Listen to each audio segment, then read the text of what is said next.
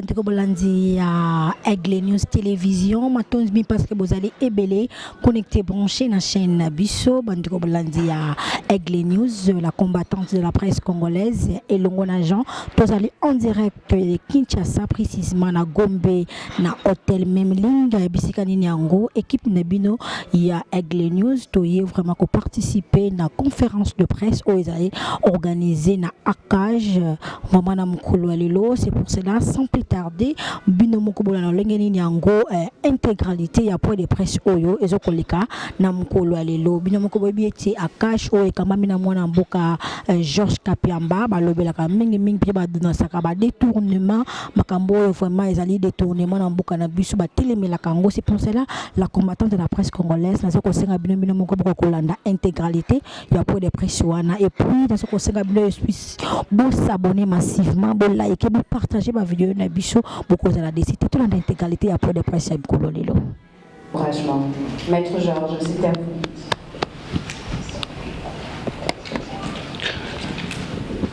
Merci Maître Joséphine pour la parole. Honorables députés nationaux, Mesdames et Messieurs les représentants des services publics de l'État, Mesdames et Messieurs distingués invités en vos titres et qualités respectifs, Mesdames et Messieurs et chers collègues membres des ONG de la société civile, au nom de l'Association congolaise pour l'accès à la justice, ACAJ en sigle, je suis particulièrement heureux de vous accueillir dans ce cadre somptueux de l'hôtel Memling de Kinshasa à l'occasion de la conférence de presse qui porte sur les bradages des actifs de la société publique communière SA portant sur les mines, notamment de lithium, dans les territoires de Manono, province de Tanganyika, en République démocratique du Congo. À l'occasion de cette même conférence de presse, la CAJ entend sensibiliser l'opinion nationale et internationale sur les degrés de la pauvreté, des misères dans lesquelles vivent nos compatriotes de cette partie de la République. En particulier les femmes et les garçons comme les jeunes filles. Nous espérons qu'à l'occasion de cette conférence de presse, les uns et les autres, entendus par là, l'État, dans tous ses démembrements, à savoir les ministères impliqués, ministère des Mines, ministère du Portefeuille, ministère de la Justice, ministère de l'Industrie, de la Recherche scientifique, les cadastres miniers, la direction des mines, ainsi que les sociétés minières privées qui ont choisi d'investir dans ce secteur, principalement dans les territoires de Manono, de pouvoir prendre conscience de leurs responsabilités et de prendre des mesures qui s'imposent afin de mettre fin à ce qui se passe actuellement sur terrain. La rencontre de ces jours se nourrira des échanges qu'elle va susciter après la présentation des grandes lignes de notre enquête, et j'espère que cela va nous permettre de comprendre quel est l'état des lieux sans complaisance dans lesquels se trouve la gouvernance des ressources naturelles dans notre pays en général, mais surtout dans les territoires de Manono, province de Tanganyika en particulier.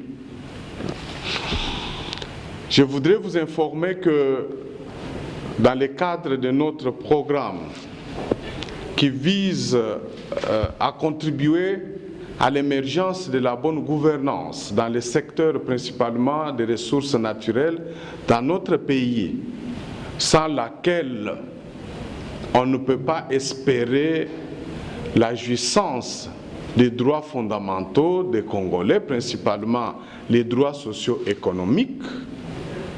Nous avons reçu plusieurs informations venant de nos antennes de provinces de Tanganyika et du Haut-Katanga, faisant état de la situation préoccupante en rapport avec la gestion de mines qui se trouvent dans les territoires de Manono. Après avoir compilé plusieurs documents, nous avions décidé de mener une enquête approfondie. Et pour cette enquête, nous avons pu mettre à profit les services aussi des journalistes. En passant, je voudrais saluer et remercier les journalistes qui nous ont aidés à aller à Manono, faire ce tournage dont la petite vidéo venait de vous être projetée, qui illustre une seule partie des problèmes cruciaux qui se posent dans ce territoire, à savoir la pauvreté de nos compatriotes, les souffrances dans lesquelles vivent les jeunes garçons, les jeunes filles, bref, qui aujourd'hui n'ont aucune perspective d'avenir. Et donc nous avons, en dehors de quelques médias, des journalistes, nous avons approché plusieurs services de l'État qui sont chargés de pouvoir veiller sur le respect de la Constitution et des lois de la République en ce qui concerne l'exploitation des ressources minières. Nous nous sommes entretenus avec plusieurs agents et fonctionnaires de l'État, du ministère des Mines, du cadastre minier, de la direction des mines, que ce soit au niveau national, mais aussi au niveau provincial, dans les Tanganyika comme dans les Haut-Katanga. Nous avons aussi approché des sociétés minières, en commençant par la société publique, la cominière, qui est la société d'État, comme Maître Joséphine venait de le dire, qui constitue la propriété de tous les Congolais et toutes les Congolaises, qui est en charge la mission, ou qui a la mission de gérer, mettre les moyens nécessaires qu'il faut pour au moins fructifier les mines dans les territoires de Manono. Nous avons aussi établi des contacts avec les sociétés privées. Parmi ces sociétés privées, je peux vous citer la société AVZ, qui est une société, selon les informations que nous avons collectées, constituée d'un groupe d'étrangers venant de l'Australie. Nous avons aussi établi des discussions, des contacts avec la société d'Atomir. Nous avons tenté d'entrer en contact avec les responsables de la société d'Atcom. Je vous expliquerai les rôles de chacune de ces sociétés et ce que nous avons déjà établi comme responsabilité par rapport à chacune d'elles dans la souffrance et dans la misère que connaissent non seulement nos compatriotes de Manono, mais aussi toute la République. Nous avons aussi eu de longues discussions avec les mandataires de la cominière, sans oublier les responsables de l'inspection générale des finances, parce qu'eux aussi ont eu à mener leur propre enquête. Au vu de tous les éléments collectés, quelles sont les conclusions les plus importantes que nous pouvons vous présenter à ce jour, en attendant la diffusion par les canaux habituels d'un rapport plus détaillé? Nous avons d'abord, sans pour autant revenir sur la présentation de la situation de Manono, les richesses qui sont convoitées. Je crois Maître Joséphine dans l'introduction a présenté tout cela.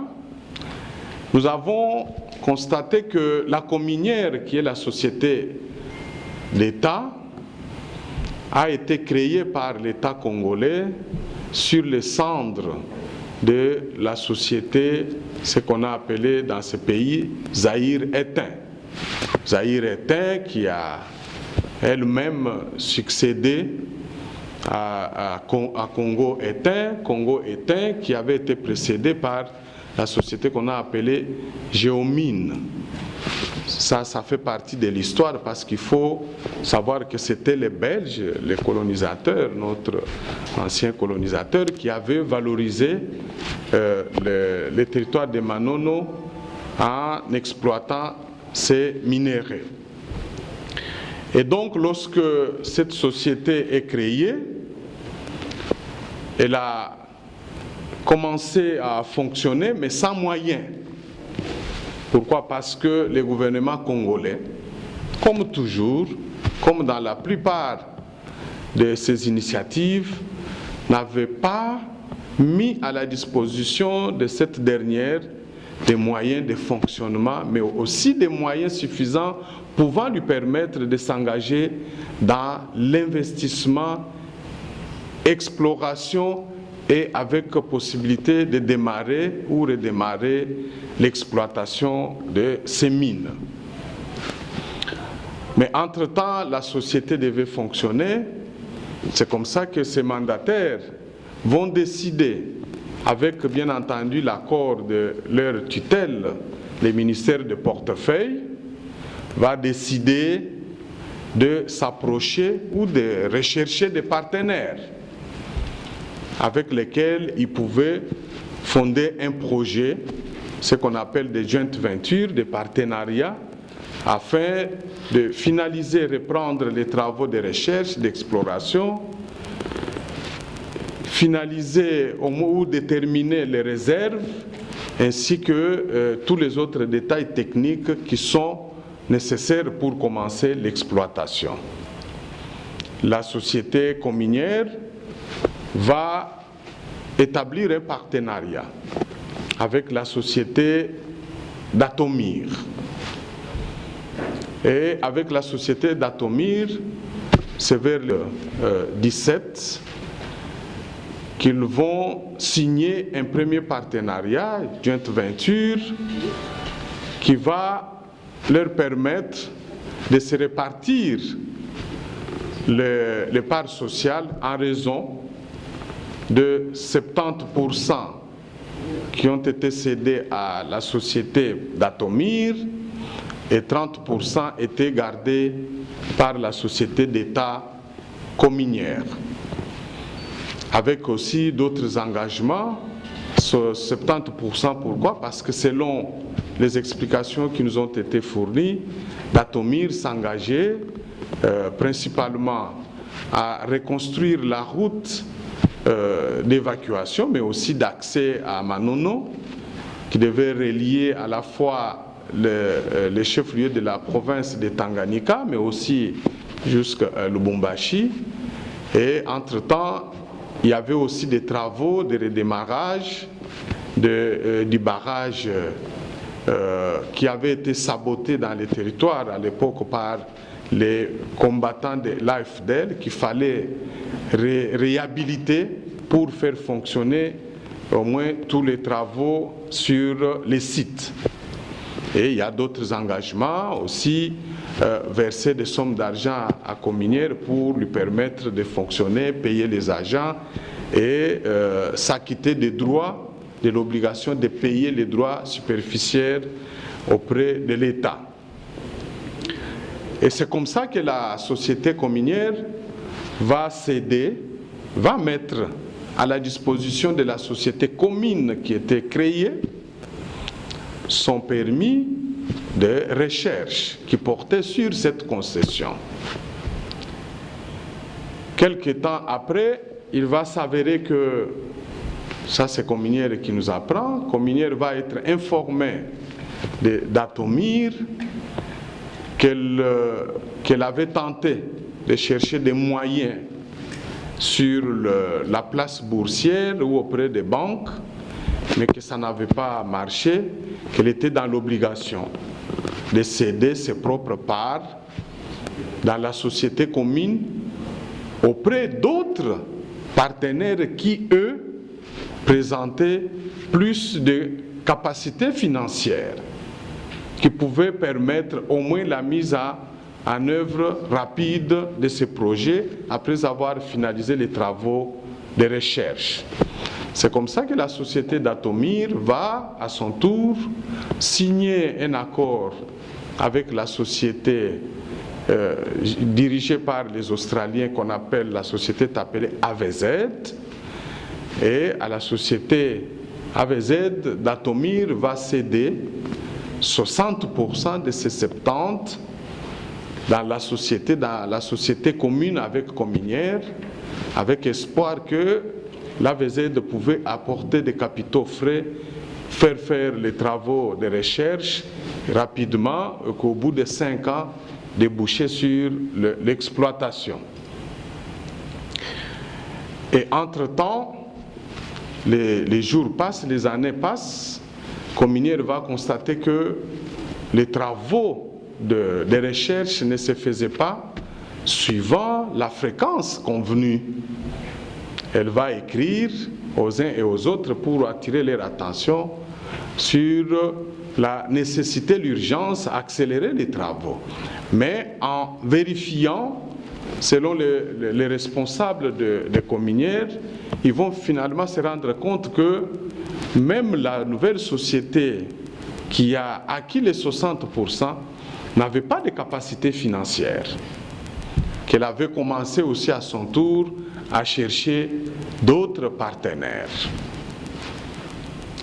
Et il faut mentionner qu'entre-temps, quand la société AVZ acquiert les 60%, la Cominière n'a rien perçu, ni les droits, ce qu'on appelle les pas des portes, ni rien du tout à cette occasion-là, selon ses mandataires.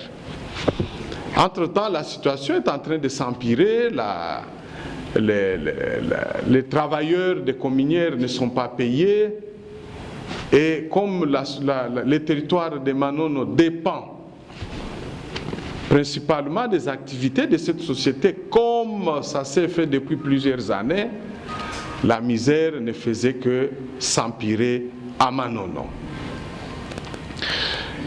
Il faut signaler que pendant que la société AVZ prend possession de lieux, et après avoir acquis les 60%, AVZ, ils vont créer la société qu'on appelle Datcom Mining. Et dans Datcom Mining, ils vont se retrouver la société AVZ avec 60%, Cominière c'est 30%, et la société d'Atomir 10%. La société Cominière va être encore approchée pour lui demander de céder 5% par d'Atomir au motif que ces 5% allaient servir de garanties supplémentaires afin de trouver du cash, de l'argent frais qui pouvait lui permettre notamment de réaliser la construction des routes. Cominière va encore céder 5%, ce qui va lui rester sur 30, 25. Mais, curieusement, aucun travail n'est exécuté sur terrain, malheureusement, selon Cominière. AVZ s'emploie, envoie des techniciens et organise immédiatement, essaie d'organiser un peu les choses, seulement que Cominière est mise à l'écart en ce qui concerne la gestion des organes de la société Datcom Mining, qui est une société créée entre les trois, à savoir Cominière, AVZ qui venait d'entrer par l'achat de 60% auprès de Datomir, et Datomir qui s'est retrouvé avec 15%. Cominière est bloqué, n'a pas de moyens, le gouvernement ne donne pas quelque chose. Les mandataires de la Cominière vont se décider, avec l'accord de leur ministère de tutelle, de chercher encore d'autres partenaires pour céder sur ces 25%. Et Cominière va effectivement céder 15% à une société qu'on appelle Zindin, 15%. Et la société Zindin va payer pour ces 15% la somme de 33 millions de dollars. Je mentionne cela parce que le journaliste a dit qu'il avait été dit à Cominière que si vous donnez vos parts, vous allez avoir beaucoup de millions. Donc, selon les représentants de Cominière, c'était la première fois qu'il rencontrait un partenaire qui leur versait au moins la somme de 33 millions comme prix d'acquisition de 15% de ses parts sur 25, et Cominière il va lui rester seulement 10%. Mais avant de signer l'accord, le premier accord avec Datomir et l'AVZ, Cominière avait déjà signé un autre partenariat avec une autre société qu'on appelle MMS Strategy, à qui Cominière avait encore cédé toujours presque la même hauteur, mais cette fois-là c'était 70%, mais qui avait été évincé de lieu lorsque AVZ est entré en jeu.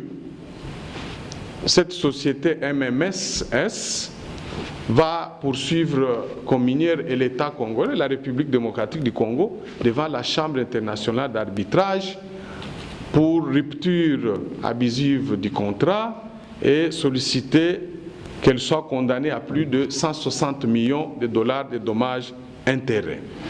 Ils vont se mettre à négocier et ils vont trouver un accord pour dire, au lieu d'encourir cette condamnation, nous souhaiterons vous céder 5% sur nos 10%, comme ça nous mettons fin à notre litige. Ce qui fait qu'à ce jour, Cominière n'a plus que 5% sur ces gisements. 5%. Bref, petit à petit, les intérêts de l'État, les intérêts du peuple congolais sur ces gisements importants des minéraux, comme on venait de vous les présenter aujourd'hui, n'a plus que 5%. Tout le reste, c'est entre les mains des sociétés privées.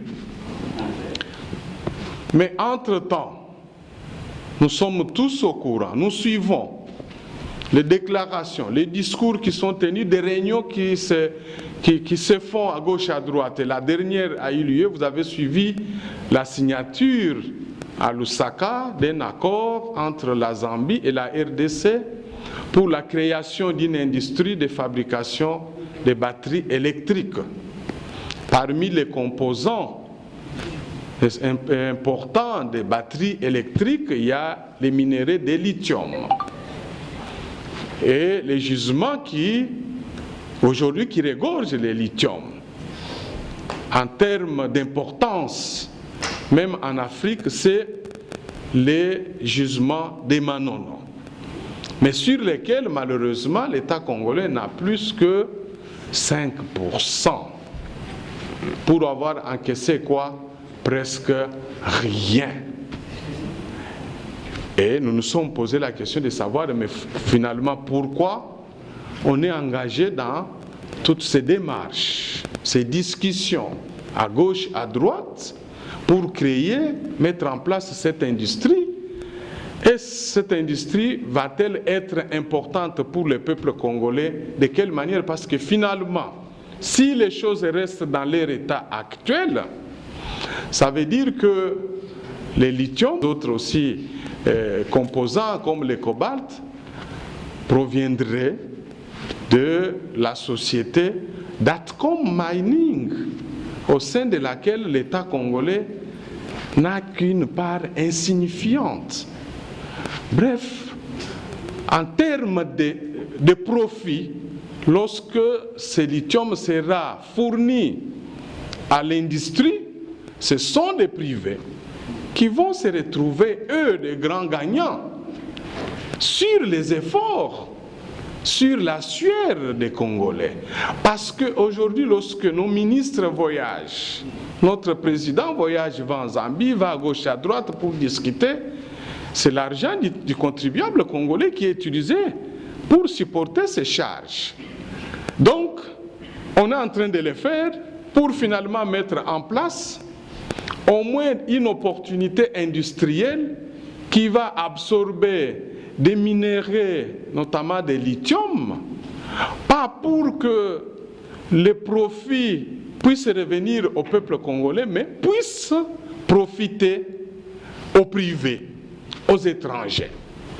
Donc le peuple congolais n'aura qu'à continuer à pleurer ses propres larmes et à broyer du noir de manière continuelle. C'est pour vous dire que nous sommes dans une situation qui n'est pas totalement différente des autres actifs miniers qui ont été cédés de manière anarchique ou mieux bradés et dont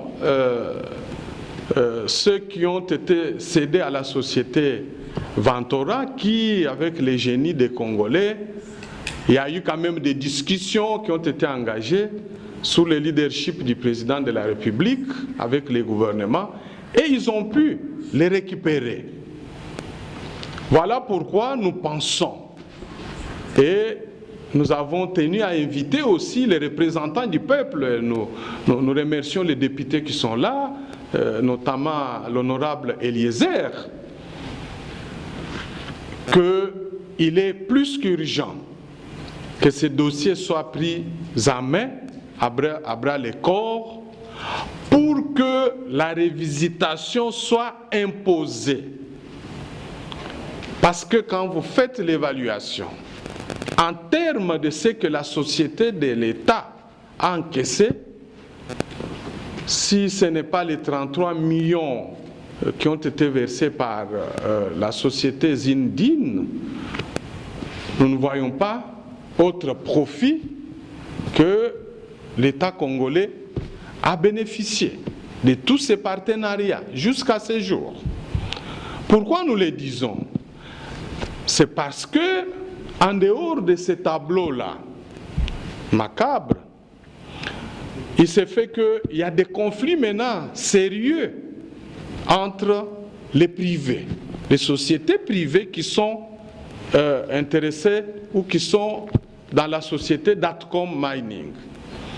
Il y a un conflit sérieux entre la société d'Atomir qui l'oppose à AVZ parce que entre-temps l'AVZ, comme j'avais mentionné, d'Atomir qui était resté avec 10%, après lui avoir cédé les 60%, s'était encore fait approcher par AVZ pour lui vendre aussi les 10%. au prix de plus ou moins 21 millions. Ils avaient signé un accord, mais les 10 accords, selon les éléments mis à notre disposition, des discussions que nous avons eues avec les uns et les autres, la société AVZ n'avait pas pu s'exécuter, payer les prix de l'acquisition. Ce qui avait poussé Datomir à lui notifier la résiliation de cette vente, comme pour dire que Datomir a récupéré ces 10% et qu'elle reste jusqu'à ce jour légalement aussi actionnaire au sein de Datcom Mining. Mais entre-temps, quand vous cliquez sur le site de la société AVZ, les annonces qui sont faites principalement dans la bourse en Australie, l'AVZ annonce au monde entier détenir 75% sur Datcom. Et Cominière a protesté plusieurs fois pour lui demander de cesser avec ce genre d'annonces. Rien n'a été fait. Comme pour dire que ces minéraux sont devenus principalement la propriété de la société AVZ. Et notre conflit oppose Cominière, la société d'État, notre propriété commune de nos populations congolaises. Pourquoi? Parce que la société AVZ, fort de ces 60%, avait commencé quelques travaux d'exploration sur terrain, mais tous ces travaux se sont réalisés dans l'opacité la plus totale. Non seulement que la société commune avec la cominière Datcom Mining fonctionne en excluant les autres associés, les représentants des cominières nous ont rapporté, ont confirmé, les documents sont là, pour dire, vous imaginez une société commune, Datcom, l'AVZ, empêche toute réunion de conseil d'administration, empêche toute réunion d'assemblée générale. Ça ne s'était jamais. Les bureaux qui abritent la société Datcom Mining à Lubumbashi, lorsque nos enquêteurs sont allés, on leur avait donné une adresse dans les installations qui se trouvent dans les carrefours à Lubumbashi, chez Hyper Psaro. Lorsqu'ils sont entrés là-bas, c'était d'abord très difficile pour y accéder. Il faut expliquer pourquoi vous voulez aller là-bas. Donc, tout est barricadé. Et Cominière, comme il nous avait déjà prévenu, même pour déposer un simple courrier, on ne peut pas le recevoir. On impose à tout le monde d'envoyer les courriers que par email. Toutes les réclamations de la société cominière pour faire convoquer les réunions, que ce soit les réunions des conseils d'administration ou des assemblées générales, n'ont jamais abouti. Rien du tout. Bref, cette société est devenue en réalité une propriété pratiquement exclusive de la société AVZ. Et même sur le site à Manono, c'est la même chose. Cominière n'a plus d'accès sur le site. Ne peut pas envoyer ses techniciens vérifier quoi que ce soit. Tous les travaux d'exploration qui ont été menés, de recherche, prélèvement d'échantillons, l'AVZ, Cominière n'avait jamais été associé. Nous avons eu les mêmes sons de cloche auprès des autres associés, notamment Datomir.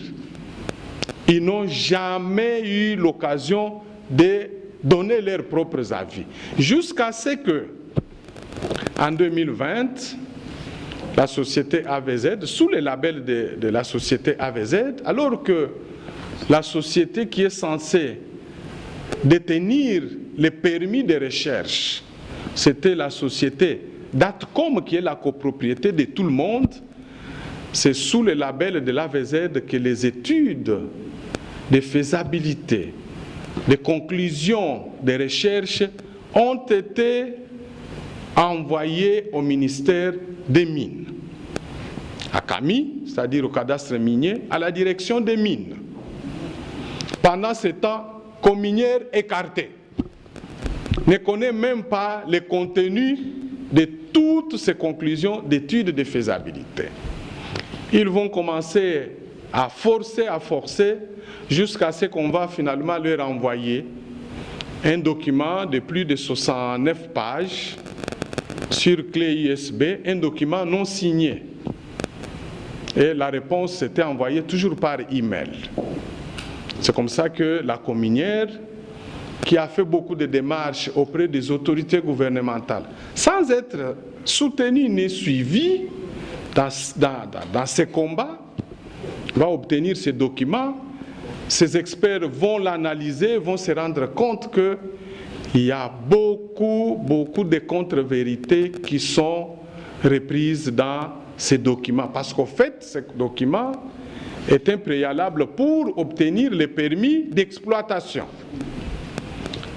Et la société cominière va introduire un mémorandum reprenant tous les reproches, notamment à caractère technique par rapport à ces conclusions, à cette étude de faisabilité présentée par la société AVZ au ministère des Mines, demandant à ce que ces documents ne puissent pas être pris en compte, que les autorités congolaises créent d'abord le cadre des discussions, que toutes les parties se retrouvent, reprennent les choses à zéro parce qu'il y avait beaucoup de vices de procédure. Malheureusement, comme nous ne cessons de le dire, les représentants de l'État vont encore une fois décevoir les intérêts de l'État, les intérêts du peuple congolais. Et là, quand nous parlons des représentants, ce sont les représentants des responsables du cadastre minier et de la direction des mines, du ministère des Mines. Pourquoi? Parce que, étant saisis par les mémos de la société publique cominière, ils se sont empressés à traiter l'étude de faisabilité technique de l'AVZ au nom de DATCOM, et sur base de ça, ils ont donné des avis favorables à la ministre des Mines pour octroyer un permis d'exploitation partielle à la société AVZ à travers DATCOM, à l'insu total de représentants de l'État à travers Cominière, actifs des Cominières, qui en réalité est censé être majoritaire dans DATCOM, mais se retrouve aujourd'hui minoritaire. Et voilà pourquoi nous avons pensé faire cette conférence de presse pour à la fois porter à la connaissance de l'opinion nationale et internationale cet état des choses, les dénoncer, mais dire aussi aux sociétés qui viennent investir en République démocratique du Congo que les temps de bradage de ressources naturelles de la RDC doit être considéré comme révolu. Vous venez faire vos business, vous choisissez de les faire, faites-les avec honnêteté, dans la transparence, en respectant les règles de la République démocratique du Congo. Nous avons noté qu'à travers toutes ces activités, il y a eu énormément d'actes de corruption, mais aussi quelques actes de détournement des fonds publics qui seront publiés dans notre rapport définitif et pour lesquels nous mènerons un plaidoyer tant au niveau national qu'international pour que leurs auteurs puissent en répondre pénalement. Il y a par exemple la pratique qui a consisté à venir obtenir les parts sociales par la signature des accords de partenariat avec cette société de l'État, mais on se rend compte par la suite que les sociétés qui signent se comportent en réalité en spéculateurs, pour ne pas dire en commissionnaires, parce que au lieu que cette société amène des capitaux frais, mais par la suite, elles utilisent tout simplement ces accords pour commencer à les marchander ailleurs. Et ça, c'est avec la bénédiction des agents de l'État qui favorisent ça, principalement dans les services que nous avons cités, qui ont fermé les yeux, qui n'ont jamais voulu, lors du traitement de conclusions de l'état de faisabilité ou les conclusions de recherche, prendre les soins pour d'abord confronter, appeler comme minières, les mettre autour d'une table avec l'AVZ, avec Datomir, tous les associés, pour commencer par discuter les contenus et voir si ce qui est rapporté là-dedans est conforme à ce qui a été réellement fait, et là où il y a des points d'ombre, faire prendre des mesures pour soit qu'on reprenne ou qu'on procède à une contre-expertise. Et donc, pour aujourd'hui, nous lançons cet appel à nos honorables députés avec lesquels nous avons déjà convenu que nous allons mener un combat. Et ils nous ont rassurés qu'ils vont porter ce combat au niveau de l'Assemblée nationale. Et nous allons travailler avec eux s'il faudrait que les responsables de l'État, quel que soit leur niveau, soit les niveaux gouvernementaux ou à tous les niveaux, qui auraient trahi leur serment, qui auraient trahi les intérêts de l'État à l'occasion de la passation de tous ces contrats de bradage, que ces responsables puissent répondre d'abord politiquement.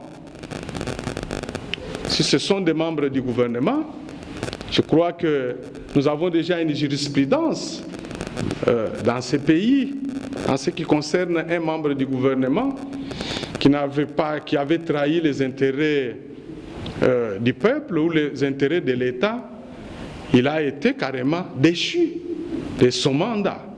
Et nous encouragerons nos députés, lorsque nous allons travailler, leur fournir tous les éléments, ils auront aussi l'occasion d'entendre les uns et les autres pour qu'ils ne puissent pas hésiter à décider de la déchéance des autres membres du gouvernement qui se seraient aussi comportés de la même manière que celui qui a perdu son mandat au sein du gouvernement, ou ceux qui, une fois informés, n'auraient pas pris des mesures rapides pour protéger les intérêts du peuple congolais à travers la société communière, sans oublier le procureur général près la Cour de cassation qui ne devra pas hésiter pour enquêter et poursuivre tout ce qui se serait mal comporté.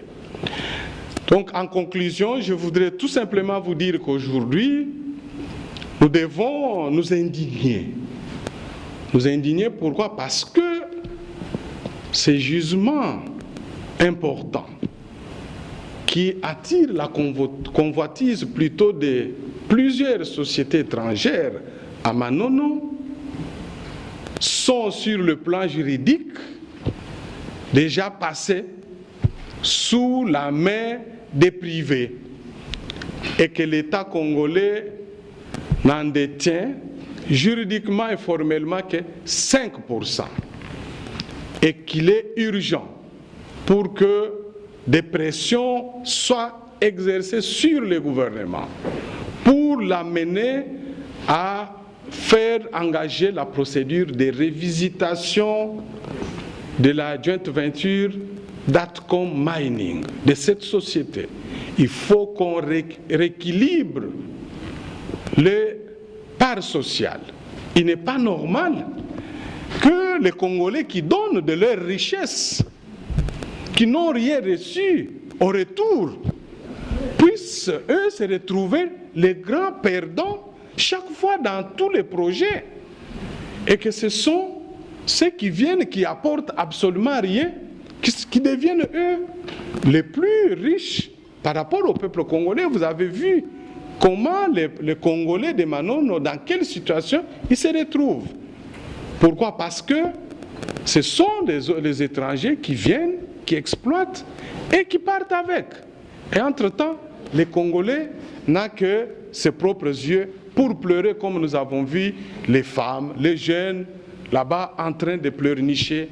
Vous avez vu les mamans là-bas qui, pour avoir 1000 francs par jour, sont obligés d'aller transporter ces colis-là de carrières et acheminer là où il faut les revendre, 70 pour gagner 1000 francs.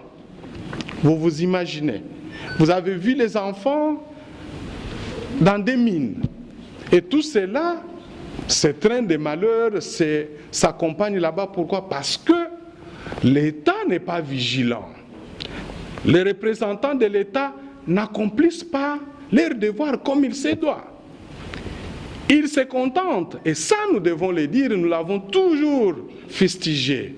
La plupart d'entre eux passent tout leur temps à travailler pour leur propre ventre, pour les ventres des membres de leur famille biologique, des membres de leur famille politique. Ils pensent qu'ils sont les seuls à mieux vivre que les autres. Ils ne voient pas l'intérêt des autres Congolais. Ils oublient qu'à Manono, il y a des femmes et des hommes, des enfants qui souffrent. Il y a des enfants qui ne peuvent pas aller à l'école, qui sont condamnés au moins à vivre dans la misère parce que leurs intellectuels ne regardent que leurs propres intérêts. Et donc, nous engageons nos députés à venir avec nous dans ces combats. Nous disons que nous ne sommes pas contre les intérêts, les sociétés étrangères, mais nous leur disons tout simplement, vous voulez investir, c'est votre droit, investissez dans le respect des lois de la République, dans le respect des intérêts des Congolais. Ils doivent avoir en tête que quand ils viennent, ils ne doivent pas être gourmands, qui pillent de chercher à prendre tous les morceaux, comme c'est le cas aujourd'hui. Sur 100%, on laisse à communier, c'est-à-dire au peuple congolais, que 5%. Notamment sur des gisements des minéraux aussi importants aujourd'hui comme lithium, coltan et tous les autres. Est-ce que c'est normal? Ce n'est pas normal. Ils doivent aussi s'indigner. Ils doivent quand même se gêner. Et donc, voilà quelques mots que j'avais à vous présenter. Vous aurez sur le site de la cage à partir de la semaine prochaine, nous allons publier les rapports avec tous les détails, indiquant les types de conflits qu'il y a entre les uns et les autres, entre Cominière et l'AVZ et tous les autres. Nous allons publier ça la semaine prochaine et nous distribuerons ces rapports pour que les uns et les autres les savent.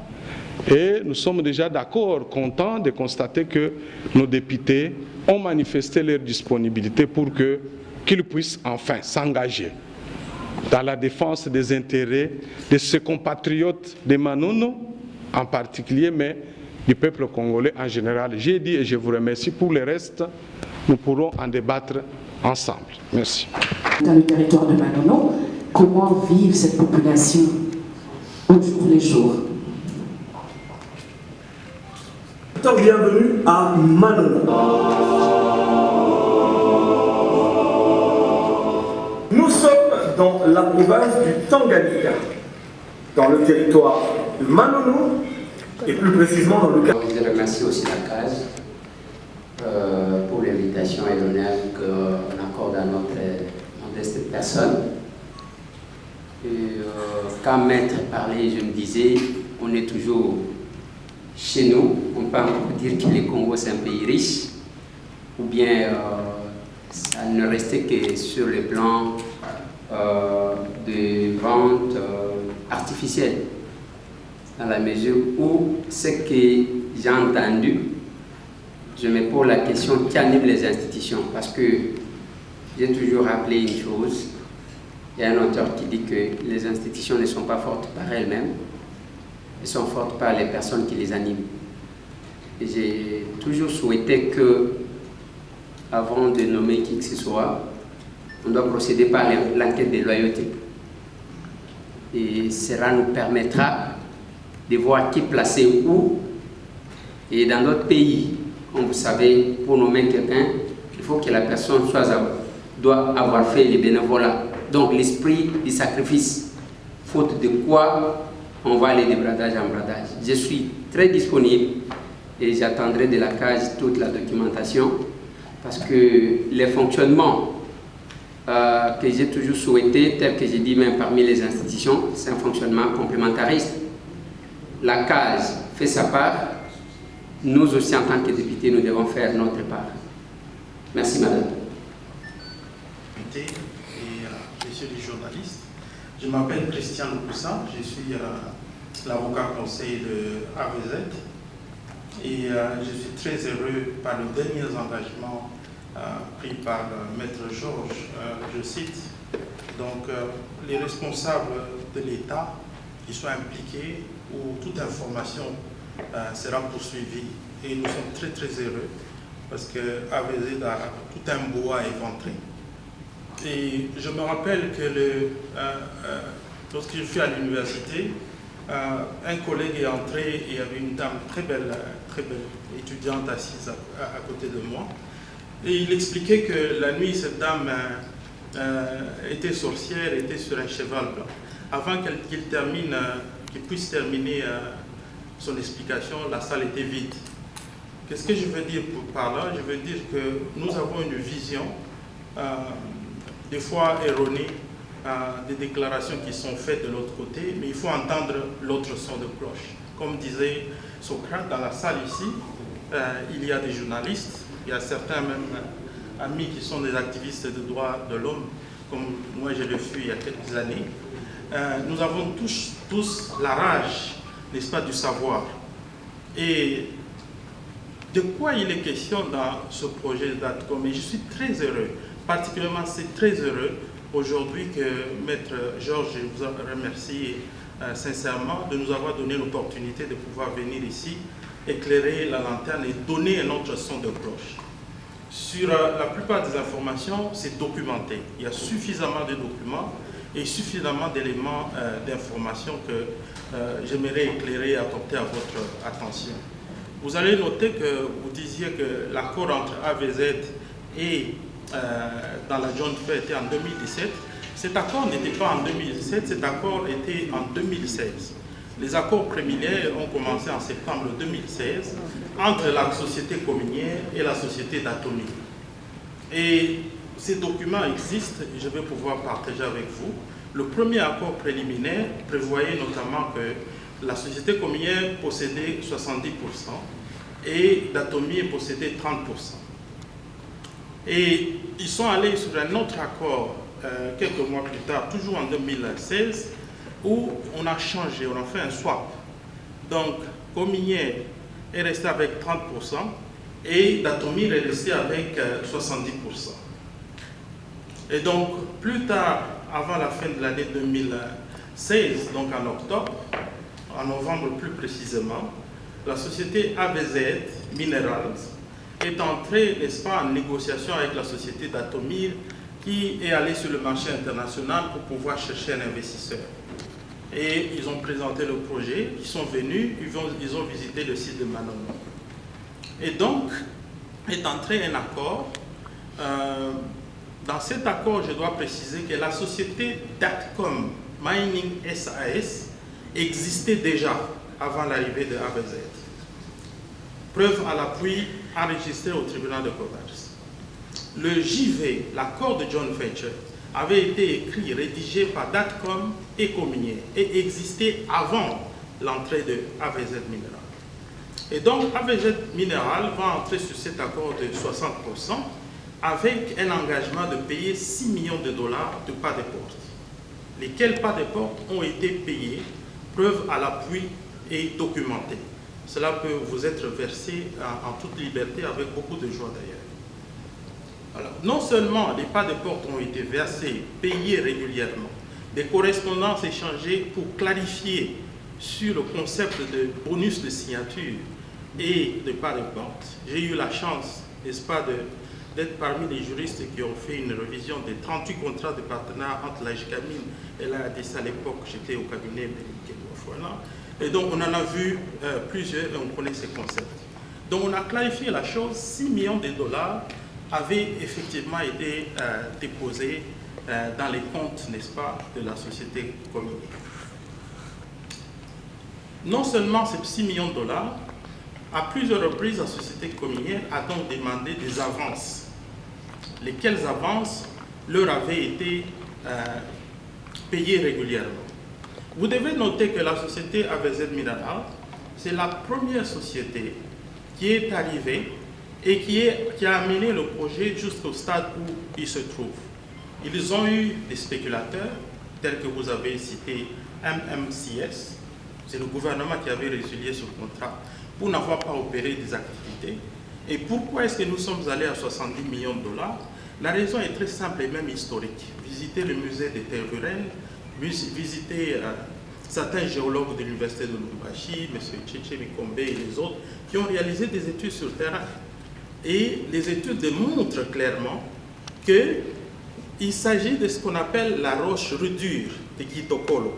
C'est documenté, c'est bien écrit, et les géologues savent très bien qu'en passant du Katangien vers, n'est-ce pas, cette pigmatite de Kitokolo, c'est pour ça que Géomine n'avait jamais exploité le lithium.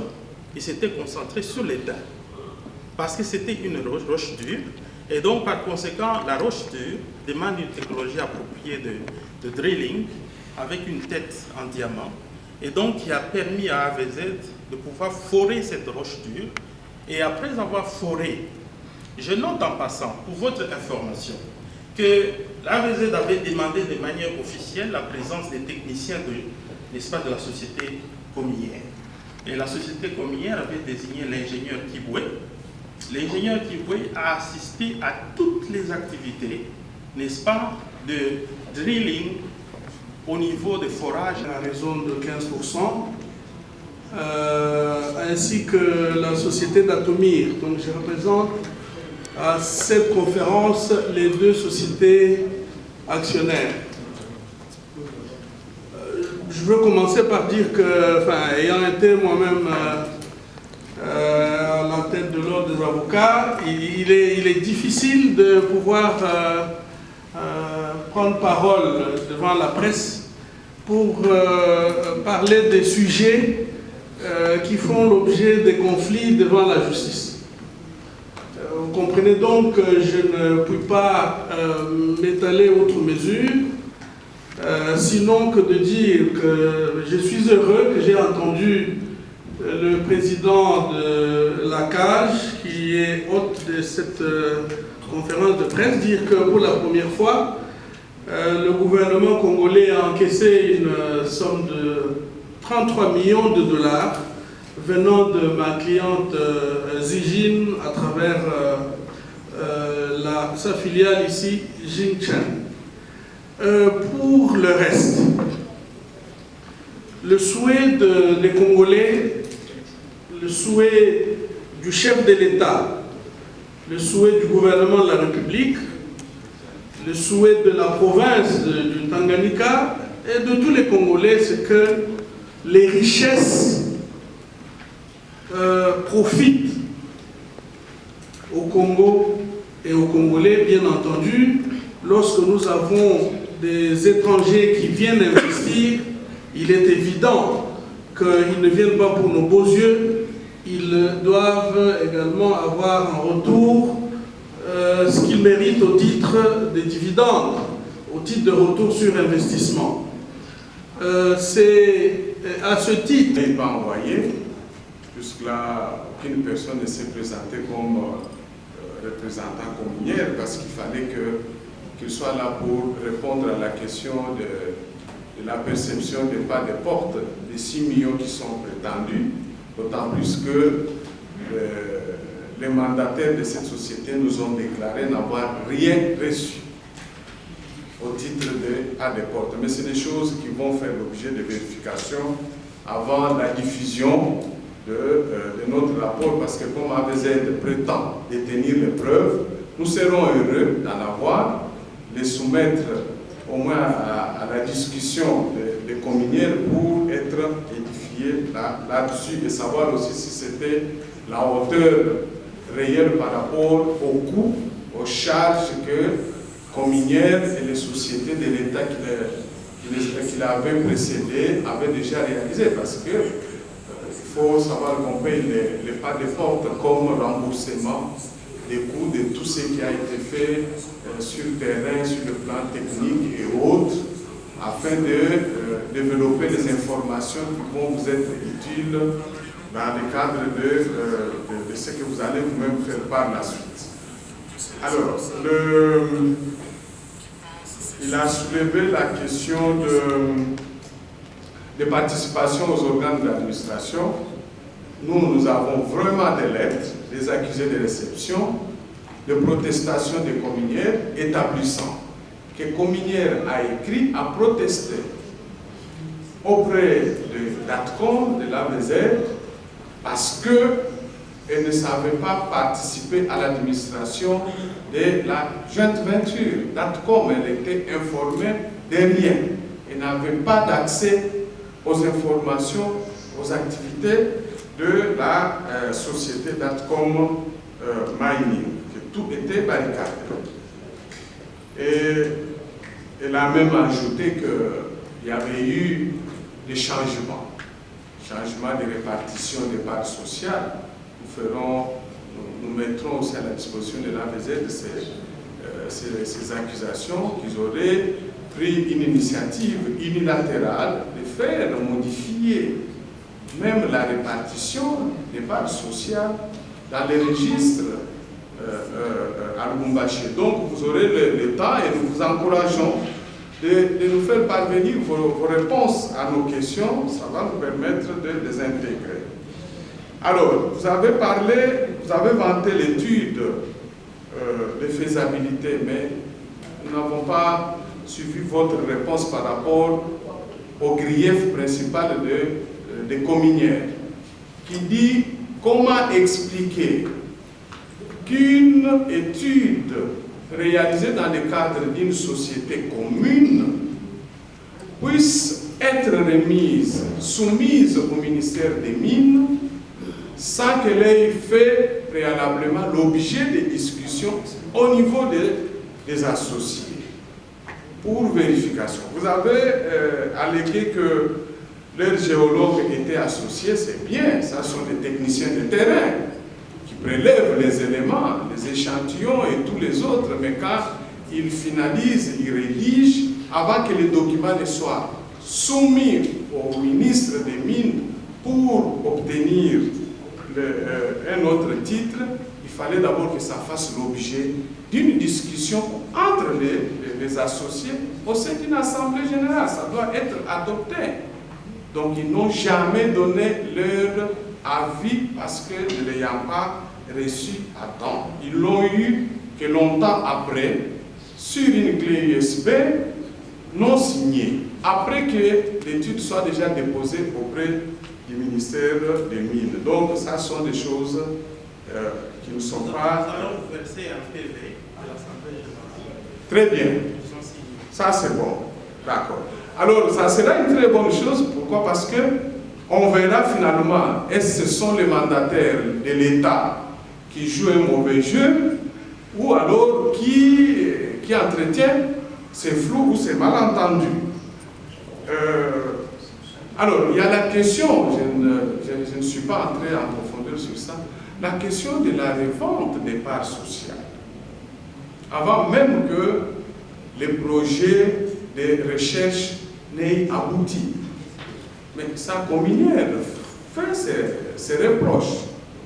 Et même dans les rapports de l'IGF est revenu sur ça. Bon, sans pour autant citer des noms, l'IGF a condamné le fait que les partenaires des communières se soient permis de commencer à valoriser leur part sociale auprès d'autres partenaires avant la fin de la recherche, ce qui est une violation de leur convention. Et il y a la question de la centrale électrique, vous l'avez soulevé, que c'est parmi les travaux qui vont être pris en charge. Mais Cominière reproche à l'AVZ d'avoir mené des démarches auprès du ministre de l'Énergie pour que cette centrale lui soit attribuée. Et donc, tout ça, ce sont des problèmes qui se posent et pour lesquels je crois, nous pensons, qu'on va travailler, il faudrait qu'on travaille avec les députés pour, pourquoi pas, une enquête parlementaire, comme le représentant de deux autres sociétés l'a mentionné. S'il y a une initiative pouvant mettre tout le monde autour d'une table pour les régler, ça sera une bonne chose.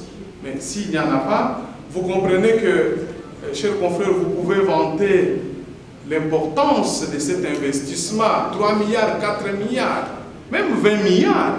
Mais ce qui intéresse les Congolais, ce ne sont pas ces chiffres, parce que nous les avons entendus. Je peux vous donner l'exemple, en 2020, on a publié les statistiques selon lesquelles la RDC avait exporté plus d'1,5 million de tonnes de cuivre, plus de 60 000 de cobalt. Mais tout ça c'est bien beau, ces statistiques-là, ça dépasse largement les 350 000 tonnes ou 450 000 tonnes qui étaient les summum de la Gécamine avec l'ancien PDG Moulin-Dambo.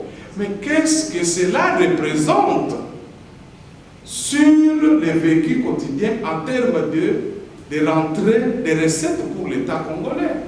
Est-ce qu'on peut se frotter les mains, dire que ces investissements sont louables lorsqu'on sait que pour tous les paiements qui sont faits à l'État ne dépasseraient pas 500 millions de dollars.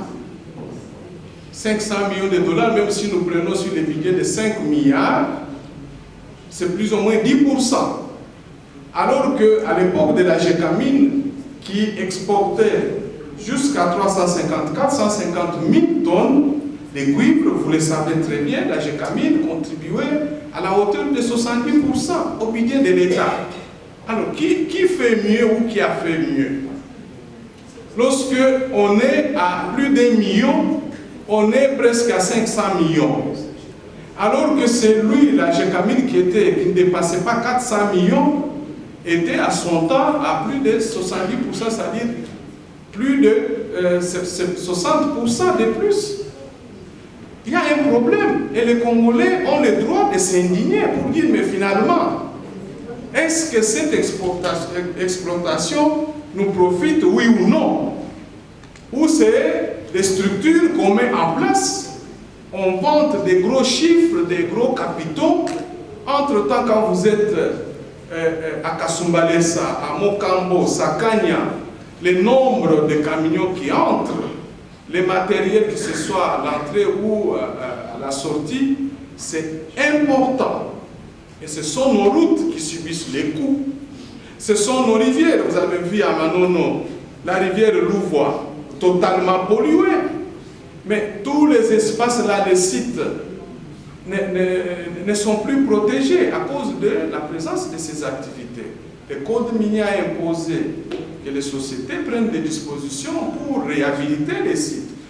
Qui fait tout ça? Est-ce qu'on peut être content qu'on puisse exploiter?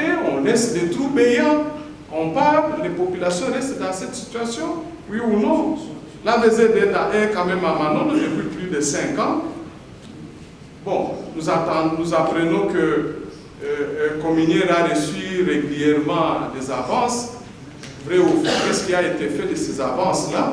D'autant plus que leurs travailleurs, même de Manon, n'étaient pas payés, qu'ils ne sont même pas plus de 20. Donc, nous, ça sont des questions que nous nous posons en tant que citoyens pour dire finalement qu'est-ce qui nous intéresse. Et nous devons nous poser cette question. C'est de nous laisser rabâcher les oreilles pour dire 5 milliards, 10 milliards, qui au finish, quand ces soi-disant milliards sont investis, ça ne rapporte rien pour le peuple congolais. C'est ça. Nous savons qu'il y a certains citoyens congolais qui profitent de leur manière. C'est bien beau. Vous avez aussi dit que toutes les discussions ont été eues avec les représentants de l'État. C'est bien beau. Mais pour quels résultats? Vous êtes vous-même congolais. Trouvez-vous normal que la société d'État qui a cédé des permis de recherche, qui était propriétaire, communière, ne soit pas mise au courant du contenu de l'étude de faisabilité et que cette société fait une opposition demandant un débat, une discussion contradictoire pour faire connaître ses avis, on bypasse ça, on oublie, on néglige. Ça, c'est le CAMI qui fait ça. Ça, c'est la direction des mines qui fait ça. On néglige totalement la contestation de la société d'État. Mais remettez-les autour d'une table. Cominière venait, AVZ venait, Datomir et toutes les autres. Cominières, quels sont vos problèmes? Ils soulèvent, on discute à fond, on trouve une solution. Mais on néglige. Est-ce que de là, on peut penser vraiment qu'on a eu les soucis de protéger les intérêts de l'État? Parce que quand vous dites qu'il y aura 4 milliards, nous voyons 5 milliards, 5% sur 4 milliards, ça va représenter combien? Que l'État congolais va avoir. On peut faire une autre société, mais déjà, l'origine pose problème. Donc, nous souhaiterons que ces sociétés que vous êtes, vous acceptiez de vous mettre autour d'une table pour que ces questions soient rediscutées, qu'on équilibre les participations des sociétés. Il n'est pas normal que les Congolais soient représentés, les Congolais qui sont propriétaires se retrouvent avec 5%. Bon, je veux bien, entre-temps, je termine par dire que nous sommes aussi informés que AVZ a fait des démarches auprès d'une autre société, CAT, pour lui vendre 24%. Entre-temps, on ne comprend pas. Donc, AVZ qui était censé apporter, mobiliser les moyens, qui avait besoin d'avoir beaucoup de pourcentage pour lever les fonds, qui est en bourse, revend, avant même le démarrage de l'exploitation, de ces 24%. Mais Président, vous devez passer l'information à charge et à décharge. Vous êtes de droits de l'homme.